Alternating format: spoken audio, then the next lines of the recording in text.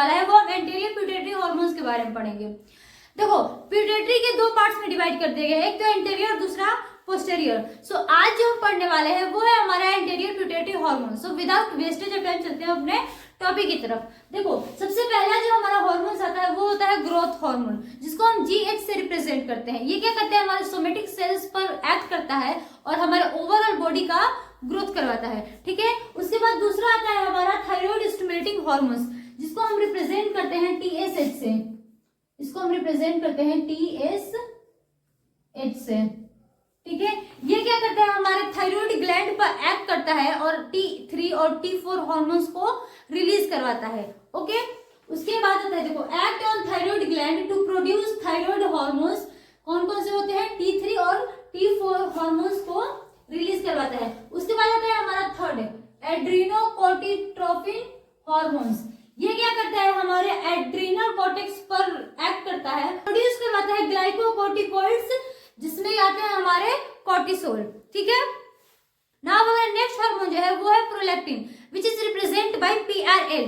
ये क्या करता है, मेमोरी ग्लैंड पे एक्ट करता है और मेमोरी ग्लैंड का ग्रोथ करवाता है। और दूसरा फंक्शन जो है इसका, ये क्या करता है, मिल्क को सिक्रेट करता है। देखो प्रोलैक्टिन जिसको हम PRL से रिप्रेजेंट करता है, ये एक्ट करता है मेमोरी ग्लैंड पर और ग्रोथ करवाता है मेमोरी ग्लैंड का और मिल्क को सिक्रेट करता है। और मिल्क के सिक्रेट करने के प्रोसेस को हम कहते हैं लैक्टोजेनिक, ठीक है। उसके बाद दूसरा हमारा जो है ये है follicle stimulating hormone.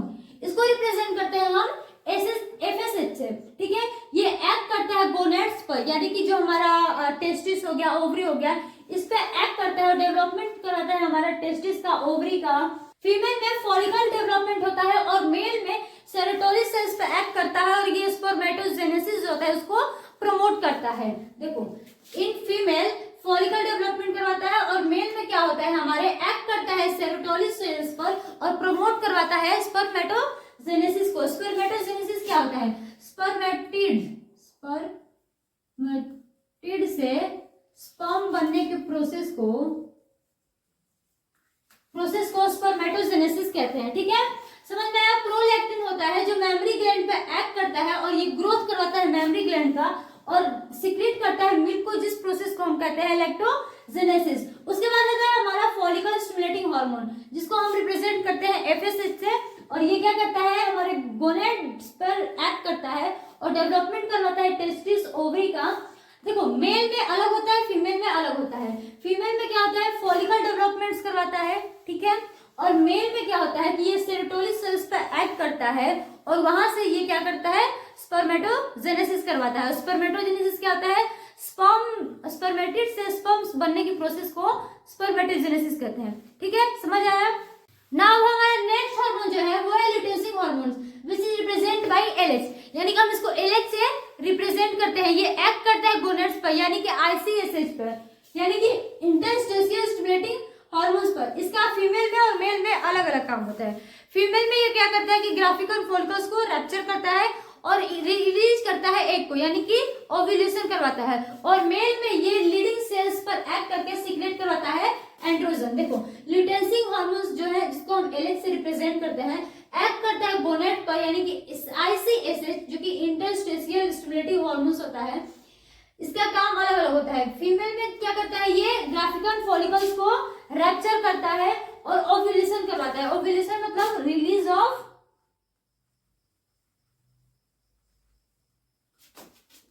Of egg, ठीक है। उसके बाद ये formation and maintenance of corpus luteum, जो कॉर्पस ल्यूटियम हमारा होता है इसको बनाता है और मेंटेन करके रखता है, ठीक है। उसके बाद मेल में इसका अलग काम होता है।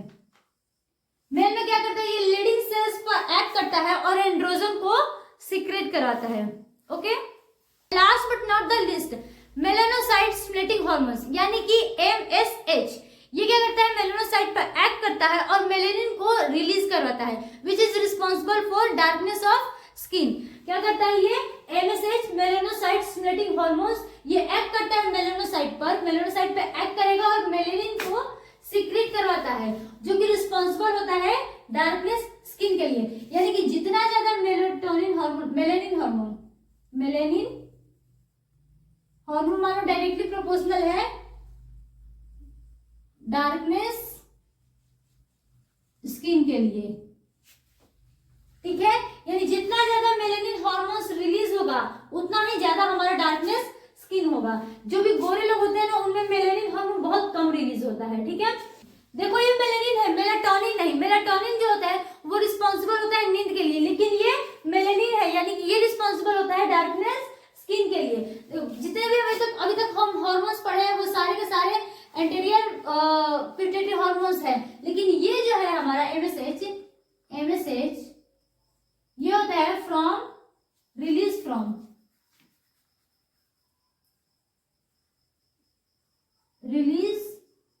फ्रॉम मिडिल लोब, ठीक है। देखो हमारा जो